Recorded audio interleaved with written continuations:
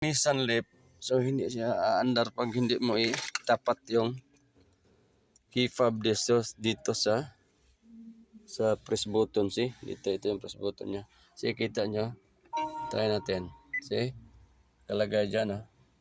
So once pinipress mo, kahit apakan mo yung brake, hindi siya andar. See, so yung gagawin nyo, once hindi siya i-start, see, gaganan lang yung susi. So yan, nakita niyang signal. So kailangan itapat nyo muna. See, tapos apak sa brake.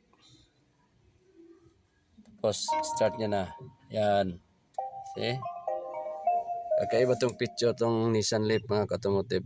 See? Umandar na yan Hybrid to, hindi mo marinig. Ba't makikita mo sa dashboard yan? Umandar na yan. Tapos nag-display dyan. So ganito yung ano niya, yung shifter niya sa Nissan Leaf. Okay, yung pinapakita natin last time.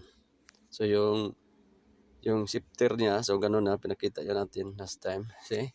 So once kailangan start kayo, itapat nyo itong key fob dito. Okay? So dito sa press button. Okay? Tapos apak kayo ng brake. Tapos press nyo na to. Saka andar na yan.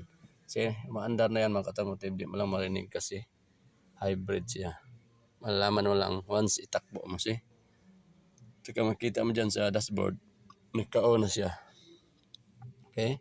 So iba-iba yung mga ngayon style ng starting sa mga bagong sasakyan, especially sa mga hybrid. Okay? So dapat din nating malaman. Okay? So yan mga automotive. Thanks for watching.